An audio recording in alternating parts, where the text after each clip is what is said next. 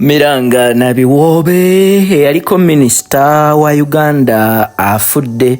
Honorable Mary Karoro Okurut afudde. Ebipya bizuuse entiisa y'amaanyi. Gyo sinzidde njagala okubanga nkubuuzaako weebale nnyo ebalidera okubanga otugoberera kyokola subscribe nga sharing nga commenting nga twongera okubanga tukutuusaako eby'omuzinzi era eby'omuggundu. Gyo sinzidde mwana wa maama mwana wa taata.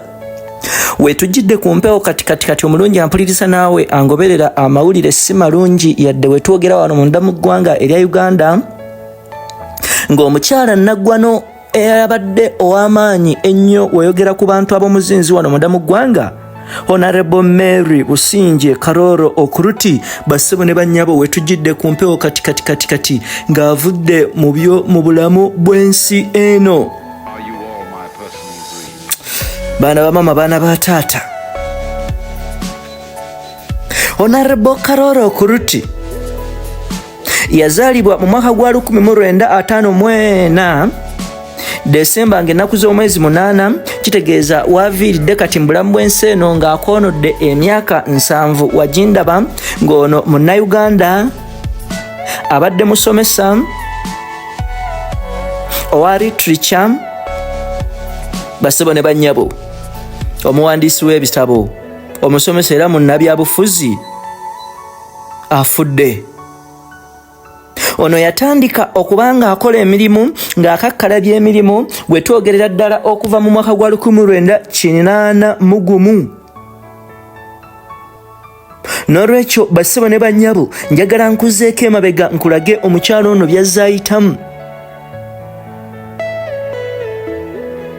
Ono former cabinet minister eyali in charge of general duties in office of the prime minister oba minister owaguno naguli mu office ya saba minister era oteekeddwa okubanga okijjukira ono yalondebwa mu kifo kino nga nnaku z'omwezi 6 Juni 2016 era oteekeddwa okukijjukira okuvanga Maachi 2015 bassebo ne bannyabo yali minisita wa national security bwe yaddira mu bigere ow'ekitiibwa Honorable Mululi Mukasa. Ono we yalondebwa nga minisita wa gender and social minisita wa gender w'ekikula ky'abantu. Bassebo ne bannyabo omugenzi kati minisita Okurut oteekeddwa okubanga okijjukira okuva mu mwaka gwa 2012 yagenda maaso okubanga aweereza nga member of parliament akiikirira Bushenyi district woman MP ku kibiina ekya National Resistance Movement. Bassebo ne bannyabo ate mu 2022 ne bamuwangula. Omukazi ono abadde muntu wanjawulo nnyo gwampuliriza naawe angoberera. Omukristaayo awedde emirimu ate kulumbaza oba omukulembeze ateebalira. N'olwekyo yasomerako ku Bweranyangi primary school bw'ato n'agenda ku Bweranyangi girls secondary school yasomera emisomo egya waggulu. N'olwekyo mu 1972 ng'alina emyaka 18 n'ayingira Trinity College Nabbingo gye yasomera haya. Mu 1974 n'ayingira Makerere University bw'ato n'agraduatinga mu mwaka gwa 1977 ne degree mu Bachelor of Arts in Literature.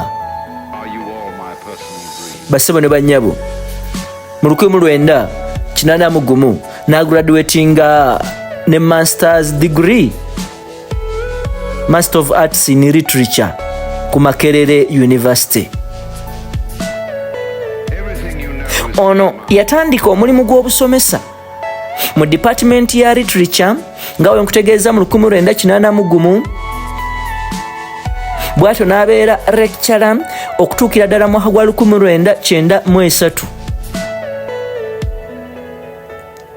bwe yamala okuva mu busomesa Makerere n'abeera press secretary to the Vice President of Uganda okuviira ddala mwaka wa 1994 okutuuka mu 1996. Kati wakati w'omwaka gwa 1996 okutuuka ku 1999 ono yaweerezanga commissioner mu Education Service Commission mu Ministry of Education. N'olwekyo okuva mu 1999 okutuuka mu mwaka gwa 2009 n'aweereza nga press secretary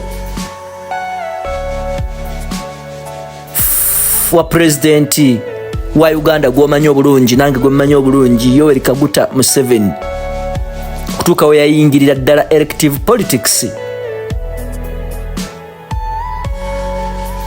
N'aweerezanga woman MP owa Bushenyi district.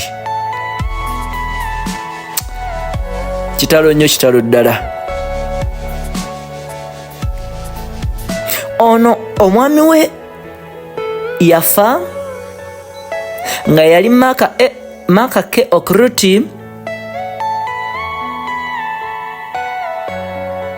nga yafa mu mwaka gwa 2014.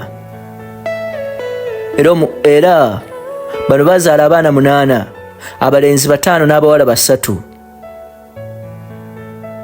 ng'abadde wa muzinzi nnyo mu kyosobola okuyita Church of Uganda. Ensonga bwezito bwe ziri tucelebratinga Naggwano ayina byakoledde Uganda, tugenda kubanga tukutuusaako ebintu byonna. Kiki ekimusaafiiriddewa bibadde bitya, byonna beeranga otugoberera. Kola ekintu kimu, subscribinga, sharinga, commentinga. Ogenda ku www.kampala media tv twongera okutuusaako ebintu byonna. Kitalo nnyo, kitalo ddala. Yenze Ssemaganda Moses Hope lwa Kampala Media TV yonna gy'osinzidde.